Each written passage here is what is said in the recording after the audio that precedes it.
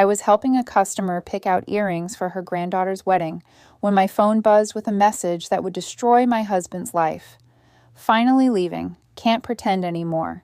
Already moved the money. Consider it payment for wasted years. At least you'll have more time for your little hobby shop now. My hands went completely numb. The customer was asking about gold versus silver, but her voice sounded like it was underwater.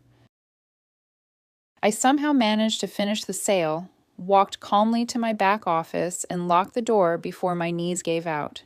15 years of marriage. Ended via text message while I was working in what he'd spent years dismissing as my cute little project. But as I sat on my office floor, reading his cruel words again, something clicked in my mind. David had just made the biggest mistake of his life. He'd given me written proof of theft while underestimating me completely. He was about to learn what happens when you steal $18,000 from a woman who documents everything for a living.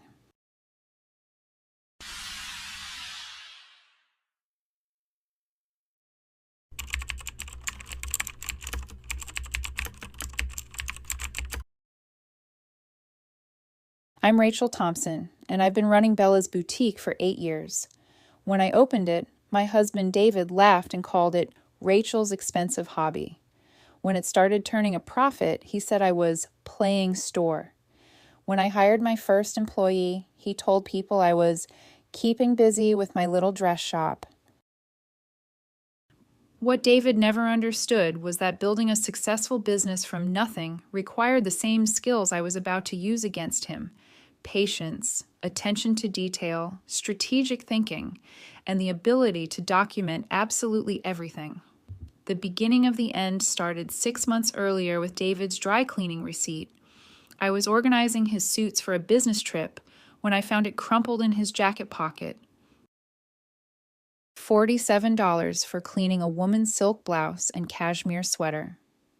Size 6. I wear size 10, and I don't own cashmere. I stared at that receipt for 10 minutes, my brain trying to create innocent explanations. Maybe it got mixed up with someone else's cleaning. Maybe David grabbed the wrong slip. But my business instincts, the same ones David constantly mocked, told me otherwise. In 8 years of running a boutique, I'd learned to trust my gut about inconsistencies. Numbers don't lie. Details matter. Patterns reveal truth. I didn't confront David about that dry cleaning receipt. Instead, I did what had made my business successful. I started tracking data. My accounting background kicked in. I began monitoring David's patterns like I tracked inventory and sales trends. I created a simple spreadsheet: dates, locations, expenses, his explanations versus the evidence I found. The pattern emerged within 2 weeks. Every Tuesday and Thursday, David claimed late meetings, but his phone location showed him at the same downtown area. Not his usual client territory, not near his office. But David had made one crucial error. He'd underestimated my intelligence for so long that he'd gotten sloppy. 3 weeks into my investigation, I made an error that almost ruined everything. David left his phone on the kitchen counter while he showered, and I couldn't resist checking his messages. In my panic, I accidentally liked one of Ashley's Instagram photos from 3 weeks ago, a dead giveaway that someone had been stalking her profile. For the next week, David was hyper-vigilant about his phone and computer. He changed his passwords and started taking his laptop to work. I'd blown it by being too eager for evidence, but this setback taught me something crucial. I needed to be smarter, more patient. My second chance came a month later when David's phone died during dinner and he asked to use my laptop to check his email. He forgot to log out of Gmail. I waited 3 days until David was on a business trip before carefully accessing his account. What I found destroyed me. Travel confirmations for 2 people to Chicago, hotel reservations for romantic suites, dinner reservations at restaurants where we'd celebrated our early anniversaries. But the emails that broke my heart weren't the romantic ones. They were the cruel ones. Messages to Ashley Porter where he complained about our marriage, mocked my business, called me clingy and boring. One email made my hands shake. She actually thinks the dress shop is a real business. It's cute how seriously she takes it. Can't wait to be free of the suburban housewife act. Something inside me shifted from heartbreak to cold, strategic fury. David thought I was a naive housewife playing dress up. He was about to learn what a real businesswoman could do when properly motivated. Over the next 3 months, I documented everything with the precision I use for tax preparation.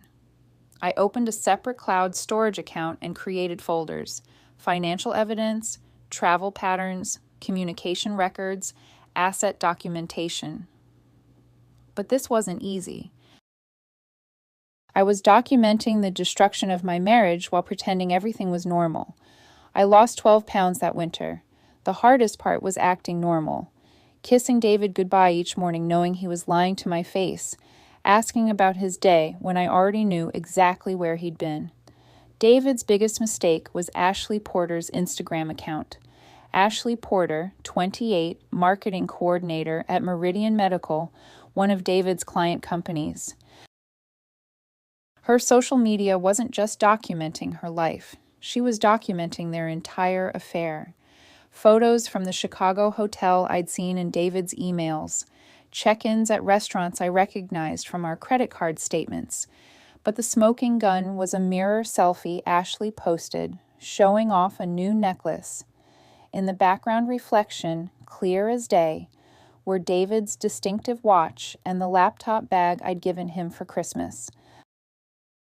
She was creating a public record of their relationship, and David was too infatuated to care about the digital trail they were leaving. While building my case against David, I also started protecting myself financially. I opened a business savings account that only I controlled and began transferring some of my boutique's profits there. I also consulted with 3 different divorce attorneys, claiming I was asking for a friend in a complicated situation. By the time David sent that devastating text, I knew exactly what documentation I'd need and which lawyer I wanted to hire. That Tuesday morning started normally. David kissed my forehead, grabbed his coffee, and said he'd be late because of client dinners. "Don't wait up, beautiful. This Morrison account is killing me." There was no Morrison account. I'd already verified that. At 2:47 p.m., while I was helping a customer select a dress for her daughter's graduation, David destroyed our marriage with a text that would destroy his life.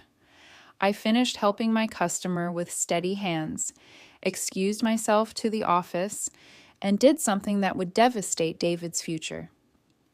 I screenshot his confession and immediately forwarded it to Patricia Wells, the divorce attorney I'd already chosen.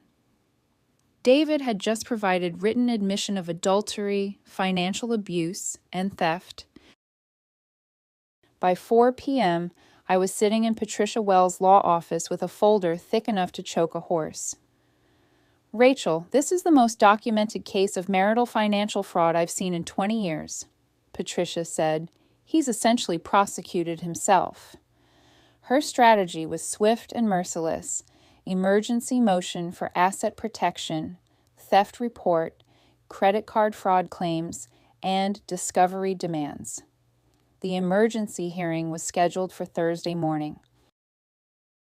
David would be in Chicago with Ashley, thinking he was free, when the judge reviewed his confession text and froze every account he had access to. Thursday, 10 a.m. Central Time. David and Ashley were presumably enjoying their Chicago getaway, probably celebrating his fresh start and my supposed devastation. Except their hotel checkout was about to be declined. Their planned shopping trip would fail when David's credit cards got rejected. Judge Kane was thorough and clearly irritated by David's text message evidence. "Mr. Thompson has provided written confession to systematic conversion of marital assets," he announced. The evidence of financial fraud is overwhelming and, frankly, insulting to this court's intelligence. My phone started buzzing around noon with increasingly frantic calls from David. I sent every call to voicemail and forwarded the angry messages to Patricia as additional evidence. The best part? Ashley dumped him that afternoon. Apparently, being stranded in Chicago with a man whose cards don't work killed the romance pretty quickly. David's family reaction was everything I'd hoped for. His mother called first. "Rachel, David says you've had some kind of breakdown and frozen his accounts vindictively." I was doing inventory, completely calm. "Susan, would you like me to read David's text message where he confesses to stealing our joint savings?" Long pause. Perhaps David wasn't completely forthcoming. Within a week, David had gone from victim to pariah in his own family. David's employer took a dim view of their regional manager having an affair with a client company employee and using company resources to fund it. Patricia discovered David had been misusing company travel advances, client entertainment funds, and even company credit cards for his affair. Ashley worked for one of his biggest clients, creating additional ethical violations. Within 2 months, David had lost his job, his girlfriend, his family's respect, and faced multiple lawsuits. 6 months later, David showed up to divorce court looking like he'd aged 5 years. Cheap suit, desperate energy, the hollow look of a man watching his life implode. Ashley wasn't there. I'd heard she'd moved back to Austin and was dating someone single and age-appropriate. Judge Kane wasn't having it. "Mr. Thompson, you don't get to systematically defraud your spouse, commit adultery, and then claim moral high ground." The final judgment was comprehensive. I kept the house, my business, all business accounts, and our joint savings. David walked out owing me over $90,000 he didn't have. Winning felt more complicated than I'd expected. My business thrived. The stories spread through our community, and women started supporting my boutique specifically because of my story. Sales increased 60% in 6 months, but some mutual friends thought I'd been too calculating or vindictive. Several suggested I should have tried marriage counseling instead of destroying David's life. That hurt more than I expected. 2 years later, I've learned hard truths about betrayal and recovery.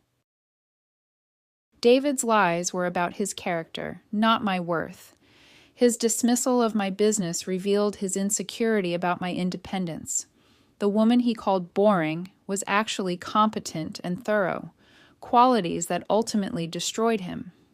My business now employs 12 people across 2 locations and was featured as Entrepreneur of the Year.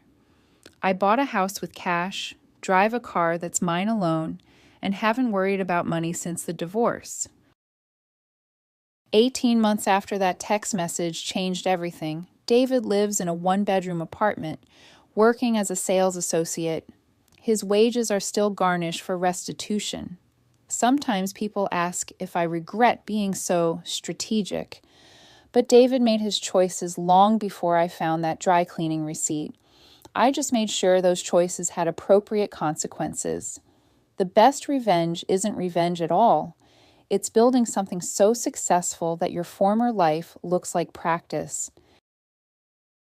Never let anyone make you smaller than you are. And if they try, document everything. You never know when you'll need to prove exactly how wrong they were about you. David spent years telling me I was playing dress up. Now I'm playing CEO with a company that has genuine community impact, and he's playing catch up with a life he destroyed for a woman who dumped him the moment his credit card stopped working. Some lessons are expensive. David just happened to pay for mine.